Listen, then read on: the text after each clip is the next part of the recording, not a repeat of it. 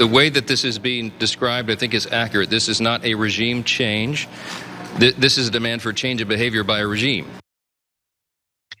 That's not as clever as he thinks it is. Just reverse the words and suddenly it's not a serial killer. It's a killer who likes cereal. No, people are still dying though. And the metaphor is robust because they were also dying in Venezuela and almost certainly more will die.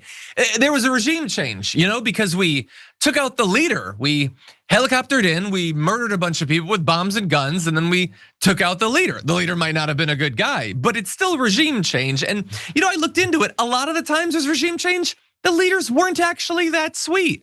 So no, Mike Johnson, this is just another one of those imperial things.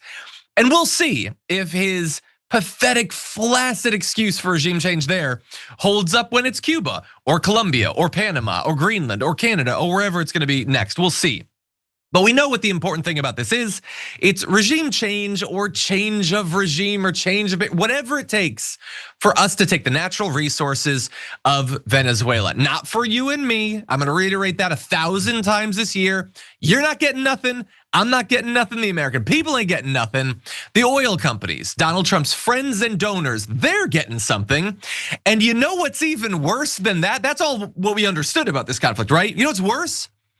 We might pay for it, not just for the war and all of that. We're gonna pay hundreds of billions of dollars for Trump's imperial adventures.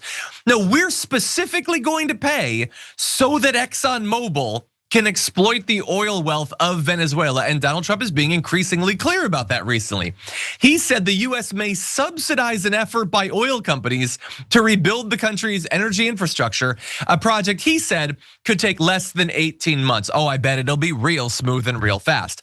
I think we can do it in less time than that, but it'll be a lot of money. A tremendous amount of money will have to be spent, and the oil companies will spend it, and then they'll get reimbursed by us or through revenue. Okay, so if they get reimbursed through revenue, that's just what developing oil infrastructure and selling oil is. Why would you be even talking about this if that's what it was? If they were investing to extract, steal Venezuela's oil wealth and then sell it and then they keep the profits, well, that's definitely what's gonna happen. Let's be clear about that. That's just the normal thing. We'll reimburse them.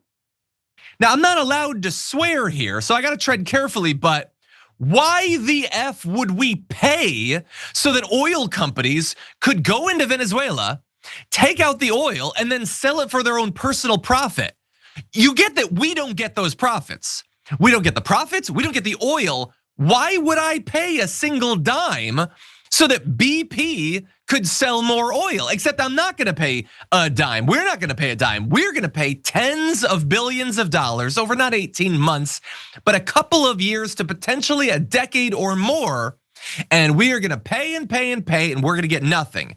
And by the way, when there's an uprising, when there's terror groups, all that stuff that we'll get into later in the show, we'll also be paying for that, both literally and also metaphorically. And so I honestly think, look, there's been a lot of stuff that Donald Trump has been saying. It's generated a lot of attention and news cycles and all that over the past couple of days.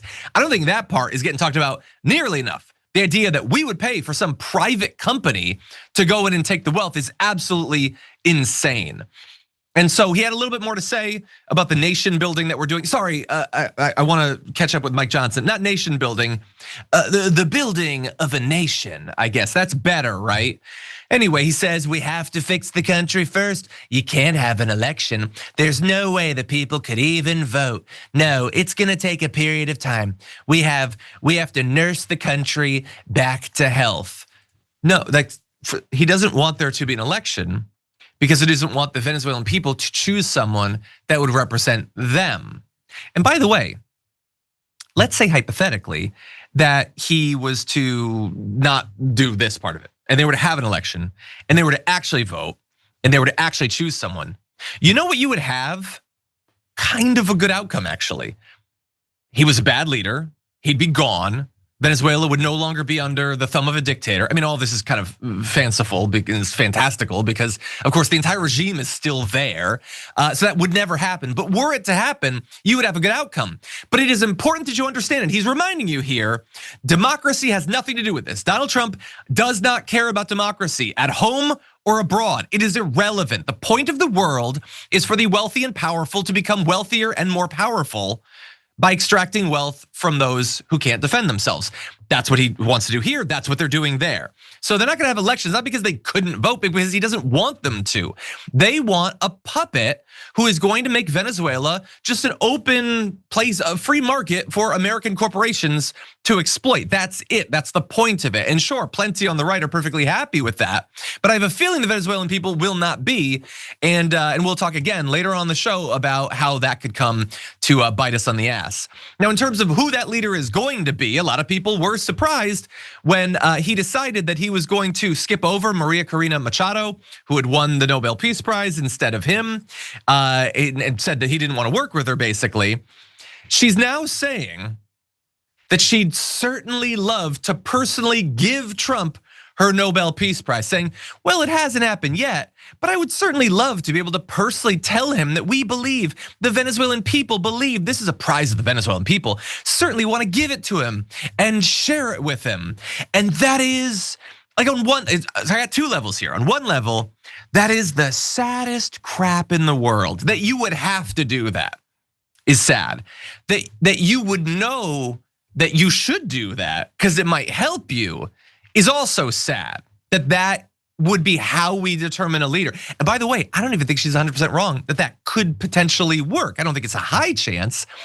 What it says about Donald Trump is so utterly sad. MAGA, you should be in tears over what this indicates about what world leaders think about your cult leader, that they know that he is that vain. And she's right, because that did actually cause him. It might not be the only factor, but that's one of the reasons that he's not backing her to be the next president of Venezuela. Is because he cares about the stupid trophy. And so it is very sad. It's also savvy though. And what does she care? You think she cares about the stupid trophies much? No, Trump is the little baby boy. Real adults care about actual important stuff. He cares about the participation trophy. It is so important to him that in the wake of yet another war he started, that he would get his stupid trophy that pretends he's a man of peace. And again, the only reason he wants it is because Barack Obama got it. And if Barack Obama had it, he's gotta have it.